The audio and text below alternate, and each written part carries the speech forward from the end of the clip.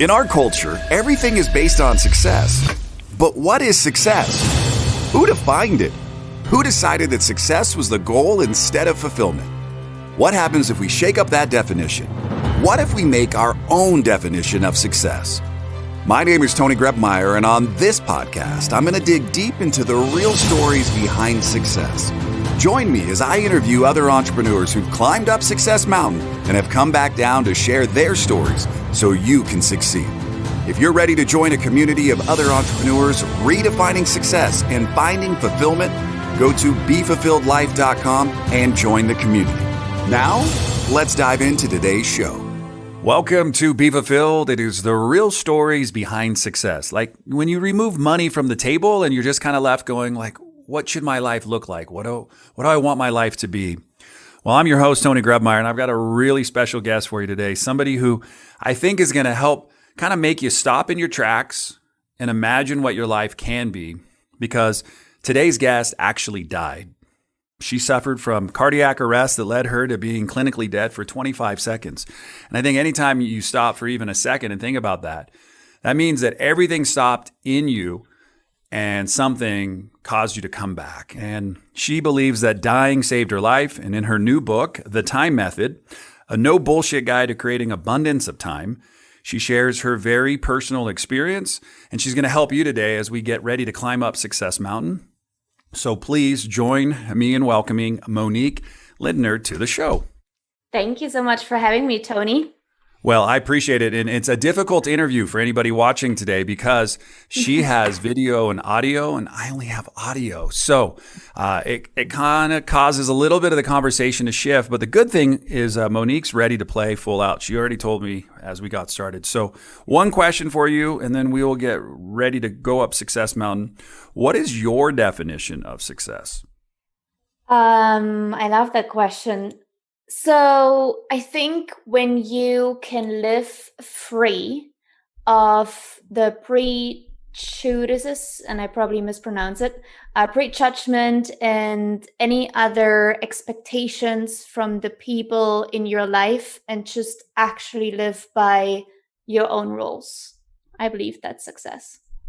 I love that. I love the concept too of free, right? Like so many of us, we're locked up in our head. I saw a great illustration of this yesterday. We may be free in the sense of life, we think, right? But in reality, we're like holding this huge weight in between our two ears that's kind of dragging us through life.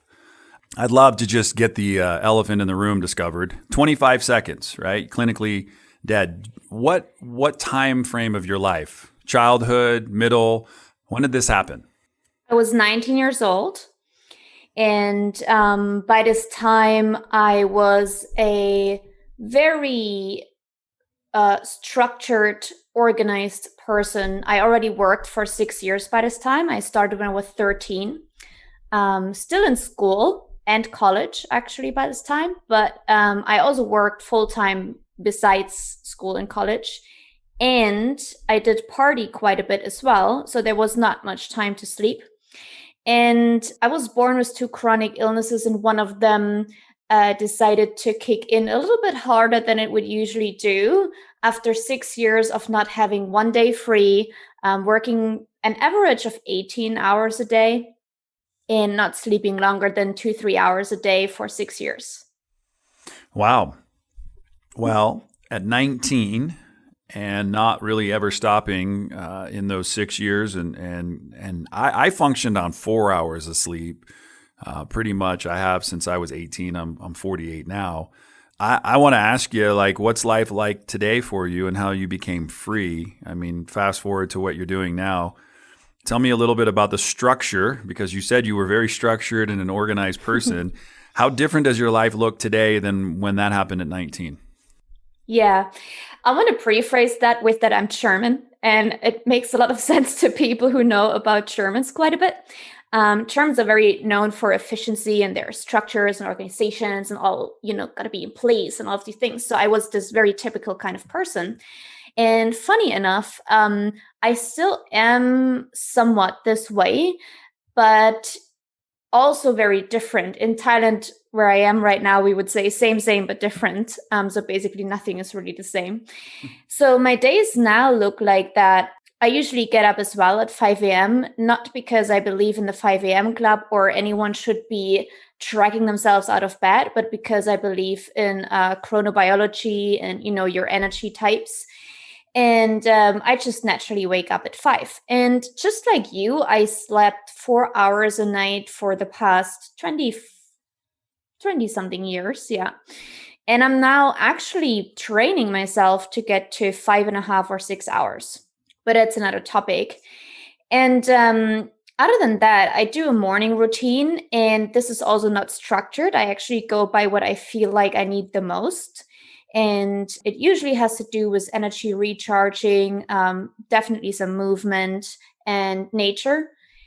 And after that, I start working around 9 a.m. I work about like 4 or 5 hours and having lunch and meeting friends. And then, I spend a lot of time just hanging out in a lot of beautiful places, to be honest, and just watch people, study human behavior, and have a good life. Oh, and elephants. I love it. What brought you to Thailand? The short answer is an airplane, but this was so basically, I left Germany for the first time when I was 19, half a year after I actually died of this cardiac arrest.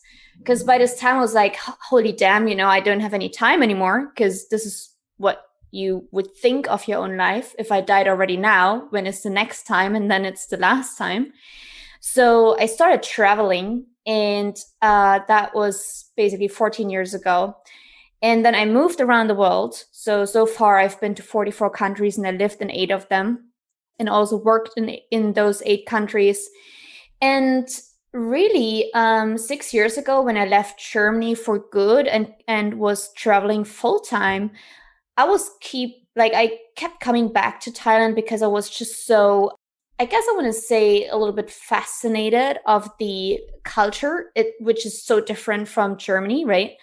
And being able to just live life without having to chase time. And I learned that in Thailand, I would say. It definitely brought me sometimes to my knees, to my German knees, of wanting to have things on time, being impatient, waiting for people for hours. And now I'm just like pretty relaxed about it. So I think, it's really the people and the culture here. No, I love it. And I loved your short answer too. A plane. Yeah, a plane brought me here. But one of the pieces that I really, really loved, and I want to shift also and really dive into a book. You said, it literally, by dying, saved your life. And, in quickly, and I don't know how long, you thought about writing a book, but we were talking before the show, and you're like, in like 4 months, I just wrote the book. And I think when you take your life and you say, what do I want to do? And so many people have dreams. And I know people put those dreams like in the back burner, and they get busy, living their life today thinking, hey, I'll do this someday, not today. I'll do this when it's convenient. And then life happens. And I love the fact that you just said, I'm just going to go make this happen. I love the energy around you. And I loved, even in your structure talk this morning too, you were discussing energy, and you love being around people and watching. And so I'm very connected to people. I get a charge. I can be in a room in 30 seconds and go, the energy's wrong. I got to shift. I got to leave this room. Thank you for allowing me space, but this is not where I need to spend my time. So one of the questions that I have is, what was the call for you, maybe energy, life, the moment that you said, hey, you know what? I'm just going to sit down and I'm going to write this book. There's a few things that come together, really. And one thing I want to say, because you mentioned that, is a lot of people come work with me and they're like, oh, someday I want to do this. And my response is always, someday is not in the calendar. So you want to choose an actual date when you're going to make it happen, right? Because if we're always saying like one day, someday, and then you will literally never make it happen unless something really tragical. And that's really the thing, right? Pain is the trigger for change. And like, I've never really had anyone in my life that I met, and I met thousands, if not tens of thousands of people on my travels.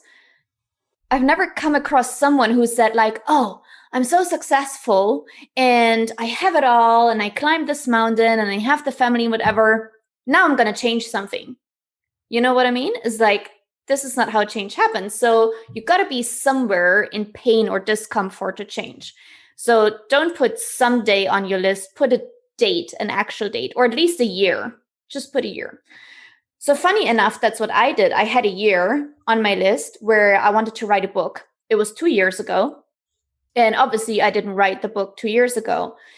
And a friend of mine who is an author back in Germany was the first person who ever told me that I should actually be writing a book and just share my words and whatever, and that people should be hearing it. And I was really confused. I was like, really? Someone would read what I have to say? That's quite strange to know. And he looked at me, he's like, yeah, I mean, that was really dumb of you, but you have so much more to say than you think. And so I think that was always in the back of my mind. And that was basically 6.5 years ago before I left Germany. And then in the pandemic now, one of my friends who actually wrote the foreword, Gregory, he also said to me, you should just write this book. Here's how you do it. You start writing and then you have a designer and you can just publish it. And it's really easy. And I was like, oh, that sounds great. So, okay, I think it's really easy. And a week later, my book coach, Jamia Truman Bay, showed up with her program and I signed up and suddenly I wrote a book. Two things that you said that were just perfect. You know, you have enough people tell you, hey, you know what? You should do something with how you show up in the world. Like you should take that and put it down on paper. So many people would love to kind of read what you have to offer. And the first internal thought is like, for me, it's like, no, nobody would want what I have, right? But when you hear it enough from people, you start realizing like, you know what?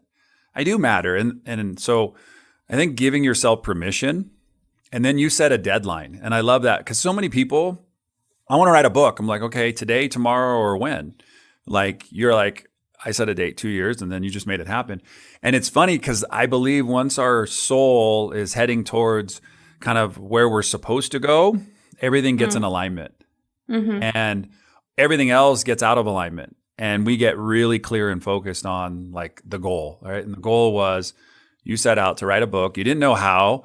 What I also loved was just kind of like start. And I'm like, do I start in the end? Do I start in the beginning? You know, where do I start, right? Because I get to the paper and the cursor on the window it just like sits there and flashes at me. And I'm like, what do I start with? And I love what the book is entitled, you know, the time method, because like I had no time to waste. If the conversation for me isn't going to move me closer to like my dream or my goal or what I'm working on with my wife, I simply don't spend the time just going down that path just because. I'm very intentional. This interview happened because of a mutual friend, Kara Parrish, said, hey, you should interview Monique. I said, great. And she's like, do you want an intro? I'm like, I don't need an intro. You told me she's good. I know that she's in alignment with my soul. I'm going in that direction. And that's just kind of how I live life. And so everything for me is very intention driven. Otherwise, I just pass. So I want to say thank you first and foremost for making time the most important thing, because that's all we have together. And you talked about, you know, cardiac arrest and literally seconds being passed before you kind of woke back up. So what I want to do is I want to give everybody a chance to just take a deep breath. I know we're going to go to a quick break. When we come back out of the break, Monique's going to be our Sherpa, and she's going to get us down Success Mountain. She's going to get us to the point where she's going to share some excerpts from her book, maybe something that you can put into play. So pen and paper, something that I recommend you bring if you're listening right now at your house. Take a straight break and just clear your mind, come back. Really, really intentional with the simple fact that you're here to learn today. That's why you're listening to this podcast, right? It's not my voice. It's not Monique's. It's that you're here today to learn because you know deep down inside in your soul, you're ready to stretch. And so I'm going to ask you to take a stretch break, come back, and we'll be right back on the Be Fulfilled Show. We're going to take a quick break, and since Tony's taking one, let's take one together. Let's take a deep breath. Wherever you are, feel those ribs expand, that chest lift towards your chin. Let's do it now.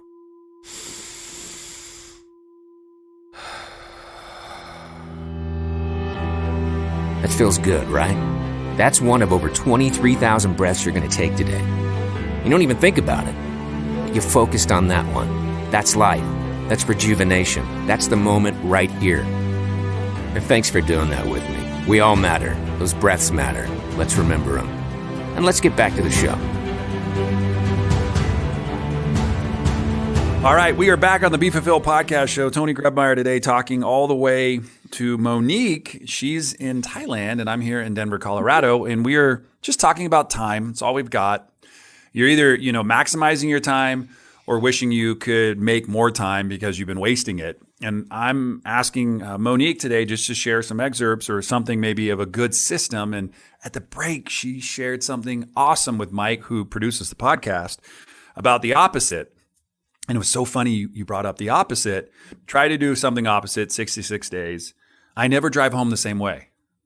I challenge my brain. So like most of my friends go, you live right. I'm like, I know, but we're going to go straight. We're going to drive up and around. They're like, you wasted like a whole bunch of time. I'm like, no, I didn't. It actually gave me more time to just look around and be in observation mode. And I got more time with you. So did I waste it?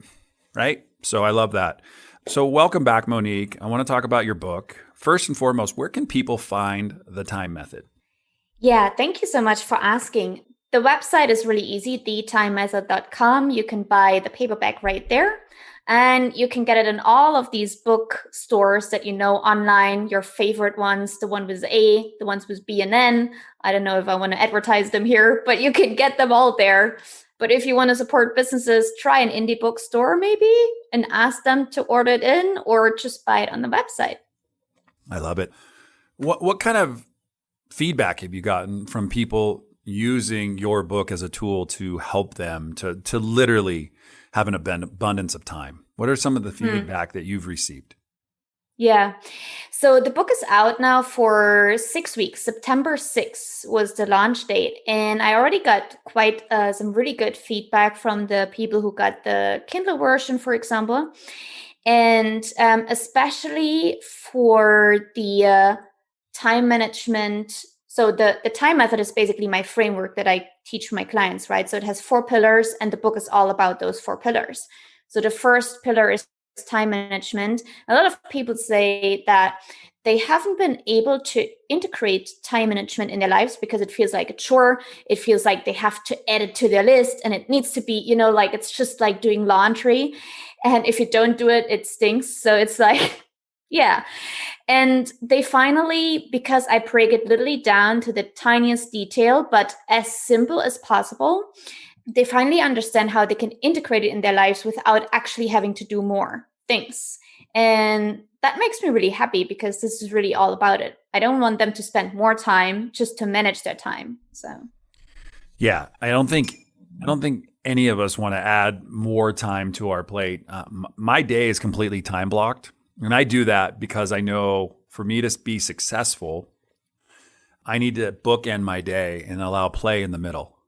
So I bookend my day with, meditation, journaling, time for me with God, like just time for me to be super mindful of my surroundings. I got to read my devotional. I got to put time, and that's in the earliest of the morning when the sun is, as my stepsister Angela says, dawn's crack. Right? As dawn's crack opens, we get a little glimmer of the sun. And so I love getting vitamin D. It's free. It's available to all of us. Get out and watch the sunrise. And then just to take a deep breath of fresh air. So I do that. And then towards the evening, I try to take a walk in the evening time or a bike ride or something before I get ready to go to bed. So I kind of feel like I get to maximize the potential of my day because the majority of the rest of my day, I'm on calls or doing whatever. What I loved, what you were sharing in the very, very beginning is how you get to be around people and you love kind of listening and in observation mode. So you mentioned one of your pillars. What are the other 3 pillars in your book? So the I is for impactful leadership. And I really talk about how you can be a leader for yourself. You don't need a team to lead. It's really about showing up powerfully. And, when nobody's watching, basically, what happens? How do you show up when nobody's watching? And it's really important. I lay out 11 different traits that I feel like they're really powerful. And also I've experienced them myself. And in my coaching, I help business owners integrate them. The next one is mindset mastery. It's one of the things that I think we all kind of know. If, in Germany, we say usually something around like, if you have ABC or whatever, you already paid half of the rent. And with mindset, if you have the right mindset and resilience and you know how to shift your energy, as you said it, I want to say you paid already 90% of your rent.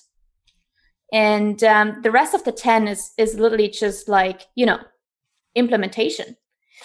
And the last one is energy efficiency. And energy efficiency is really important to me. It has helped me to heal both of my chronic illnesses, almost 90%, 95. The reason why I have so much time literally is because I'm very efficient with my energy, just as you said, right? You go into a room, you can feel the energy, if you have to remove yourself or not. And for me, sometimes I don't even have to go to the room. I know when I'm invited what kind of vibes I get from it. And I'm like, I can be wrong. But then to be honest, I've been at so many events. Sometimes I don't even have to try again. It's like, I'm not going to miss out this one event. And then people would be, but what if? Yeah, but what if not? So, sometimes the time with yourself is the most important. And I've spent weeks or a month in solitude, traveling alone, climbing mountains and volcanoes and trekking through valleys and whatever. And I feel like a lot of people, they're afraid of their own mind, of their thoughts, of what comes up there, the darkness inside. And they're just not wanting to face it. And so energy efficiency has a lot to do with just like how you literally are really efficient with your energy, but also detox from everything around. Detox from people. I love doing that. Detox from materialistic things. You don't need them all, I promise. The new iPhone doesn't have to be on the table as soon as it's out. All of these things that actually just clutter your mind, your heart, your soul, your spirit. Yeah, get rid of them. Yeah, all that stuff. I wrote it all down. I think the pieces that are so important for most of us, I have this simple saying. It says, you're exactly where you need to be, doing exactly what you said you need to be doing until you decide you don't want to do it. And then you can change, right? And you talk a little bit about that in the very beginning too. Most of us don't know what we need help with. So we ask a bunch of people. And then they tell us and we don't like their answers. So then we keep doing what we're doing. We're expecting things to change, but nothing's going to change until you decide. And that's really what I think a lot of this conversation's been about is decision, right? And coming up with where you really want to make a decision, like I'm ready. And it took somebody knocking on my door to save my life. I wanted to take my life and someone knocked on my door and saved my life. And that happened a little over 12 years ago. And I never forget that moment moving forward is that my life was so miserable and I was in so much pain that I thought the only thing to do was to take my life. And today I take time with people because it's the most important thing in my world, right? And I love the declutter. You don't have to have the new anything. Being by yourself shouldn't be something you avoid. It should be something that you actually look forward to. I literally have transformed my mind into a renewing kind of source of energy, right? Because if it got me to the place where I used to call myself a piece of crap and I didn't want to live, but now I want to live and I don't look at myself that way, what changed? I did, right? Gandhi said, be the change. Be the change you wish to see in this world. It doesn't mean tell the world what they need to do. I actually need to work on me. And so I love our conversation today. And, I love my family's from Germany. Like my last name is Grebmeier. Yep. Came over in the 40s to the States. And when I went to Germany a couple of years back, I looked in a phone book. I wanted to find my family. I was like, oh, I'm so fascinated. I want to look where my family's at. And I go down, I scroll down and I see Grebmeier and it says, hairstylist. I'm like, yes, we made it. We own a cosmetology and beautician store. This is great. We're so helpful. But what I love today, my conversation with you really reminds me of one thing. Be mindful of your time and who you spend it with and how you show up and choose to live like a vibrant life. And anybody gets to watch this replay will realize Monique is filled with love and life. and laughter, and from having something happen at an early age in life, and knowing that have 2 chronic illnesses, right, and been able to you heard it not from me but from her, 90 to 95% of them. Being mindful of what you do with your time, you can change everything. She also said, hey, you can grab her book. It's available on all those really cool letters in the alphabet stores. But also she mentioned supporting independent business owners and stores. And if you don't see it in your local store, ask the owner to get the book. So thetimemethod.com, you can learn more there. You can follow Monique on her journey. She's currently in Thailand, wherever she's going to go. I'm sure you can follow along on her story as well. So I just want to say thank you very, very much for your time today. What I would love to do is bring you into what I call the fulfillment round. There are a bunch of random questions, no rights, no wrongs. Just make it up if you don't know the answer. You just can't pass. I've only had one person pass, and it really has bothered me that they passed. I'm like, you can't pass. Make it up. Tell me a story. I don't know. Pick a daisy and tell me about the time that somebody gave you a daisy and it was the most important daisy in your life. I don't care. Just make it up. Have some fun. So if you are ready, just say, I'm ready. I'm ready. And now it's time for the fulfillment round. No phoning friend, no using the Google machine, no digging into storage for the Encyclopedia Britannicas. And I promise Tony won't make you cry. And if you don't know the answer, just make it up. The fulfillment round brought to you by shipoffers.com for all your product and fulfillment needs. Now, Tony, you ready to ask some questions? Weirdest food you've enjoyed in Thailand? So in Thailand, maybe we're gonna do worldwide because then it's gonna get weirder. It's definitely balls, penis, and the balls of a bull. Gotcha. Oh, what is that called, Courtney? Oh wait, fried tarantula. Rocky Mountain oysters. We call that Rocky Mountain oysters. Yeah. How about fried tarantula? I think that was the weirdest in Thailand. Wow. What did that taste like? Did it have a taste? Barbecue sauce, because that's what they spray on it. I love it. What are you currently reading? What would I find you if I said, hey, pull out your knapsack, your bag? What would I find there or on your Kindle that you're currently reading? All of the Robert Greene books. So Laws of Human Nature, 48 Laws of Power. I finished Mastery. All of his books. I love it. What are you listening to right now? Like music wise, like if I was to say like, hey, let's put on some music, we'll have some tea, relax a little bit. What would we be listening to? Okay, you wanted the truth, right? So, most of the times I listen to Rai X, who is a singer-songwriter from, I want to say Belgium. And otherwise, 90s Euro dance. I like it. 90s Euro dance. I gotta figure that out. You know what? It's crazy because this conversation is perfect because I kind of feel like when you were talking at the break to Mike about the opposite, right? Like do the opposite. Like I just bought a truck and I used to drive a sports car. So I think I went to one extreme and went completely opposite. I used to be a country DJ back in my early days, and I did top 40 and EDM and all that kind of music. And all of a sudden, like a couple days ago, I just decided I'm going to listen to country music again.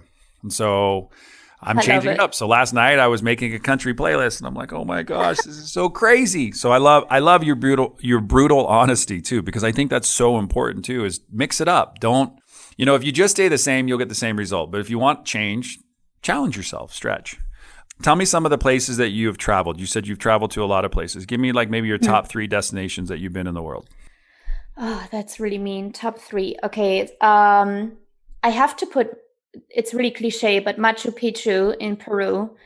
It is just incredible, even though there's not much left of the original structure. But if you can imagine how the Incas built this incredible thing on top of this mountain, it's just mind-blowing, just sitting there. And it took me 6 days to trek there. So Machu Picchu for sure. Only 2 more. Yeah, I'm trying. Brazil, Rio de Janeiro, because I was dancing in the samba there, was one of the best schools, and we won the championship last year. So I want to say that was successful for sure. Love it. And I'll give you one more. It's probably going to be mean if I don't mention Thailand, because I traveled all over Thailand and it's just such a beautiful country, and people shouldn't miss out on the country and the people and the food and the tarantulas to eat. I love it. No, you answered. I love all of them. My wife's cousin just got back from hiking, and she said she had such an incredible journey, and it's cool to hear just about how different with the Incas and how life is today and how much it's changed, because tourism really changes places, right? They don't, they want to touch everything and see everything, but they don't understand everything. And so they're like, oh, let me take a photo of this. And I'm like, you're missing the point. The photo should be captured up here, not necessarily on digital. So it means you have to trek over everything. I have 2 questions left, and I would love your response. And you can, like I said, you can totally pass if you'd like to, but only one person's ever done that. What have you learned about this time in history right now, like the time we're going through? It doesn't specific to anything, but just kind of like the time in isolation and the time of this pandemic and the time of like masks and everything that people are wearing, and just feeling like we're so locked up, but in reality we can be so free, because that's kind of how we started our show today. So I'd be just curious your thoughts. I believe that everyone could need a huge bag of kindness, and maybe also some common sense would be great. The reason why I say that is because growing up in Germany, I come from East Germany, so I was born behind the wall. I don't know if you know much about the separation, but looking into the world right now, I don't see much common sense. And you do need a lot of common sense, or street smartness, as I call it, if you travel the world as a female solo traveler, or else you'd be fucked. And so common sense would do good a lot, but kindness, and here's the thing, kindness doesn't mean you need to be nice to people and you need to love your neighbor who doesn't vote for the candidate who's gonna, like, who you are voting for, whatever. Kindness just means more compassion and a little bit more freedom in how people want to live their life, if that doesn't really hurt or impact you. And what I mean by that is, like, I have so many people who live so differently, but it doesn't impact me because it doesn't have to. If I don't make it my business, then it's not my business. So why don't you just mind your business and be a little bit kinder to everyone around you? I love it. Last question for you, and then we're going to let you go about your day. You woke up today, and whatever your routine, whatever you did, you got to this point where we got a podcast together today and share a little bit of who you are with my audience, and hopefully my audience is now following you. That's what my recommendation is everybody who I have on the show, you should at least check out, right? You heard enough of them today that hopefully intrigued you, and I really love to talk to people. But you may have woke up today with something you wanted to talk about that we haven't even had a chance to share. So I'd love this moment. If there's something that you had on your heart that you wanted to talk about, we could talk about before we wrap up today's show. Thank you so much. I think I just want to drill in that understanding that time is not an asset and time is not something that you can calculate, but time really is your life. So with every little second that ticks away, it's literally a second that ticks away from your life. And that sounds a little bit morbid, but hey, I died and I left Earth for 25 seconds. I came back, all of these shenanigans that we do when we die. And, you know, I can tell you the time in between, the 25 seconds in between, they were not fun, because I've seen all of these unimportant, unnecessary, uncomfortable truth that I like, the way that I lived my life, which is the main reason why I changed the way I'm living. So you have a chance to change basically every second. You don't have to wait for Monday or Sunday or church or the next strategy round. You can just make a decision now and make the time in your life count. I love it. Hey, ladies and gentlemen, no matter where you go today, I want you to do me one huge favor.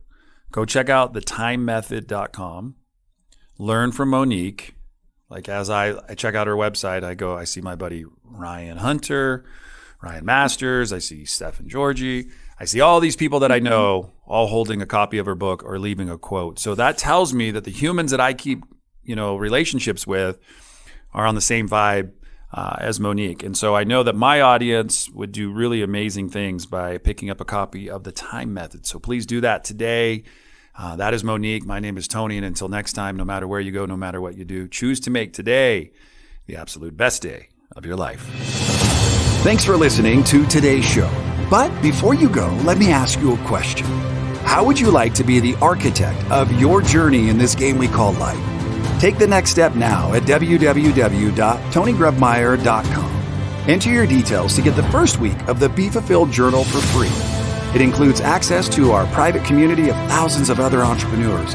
It'll give you more clarity and freedom in your day, and it might just change your life forever.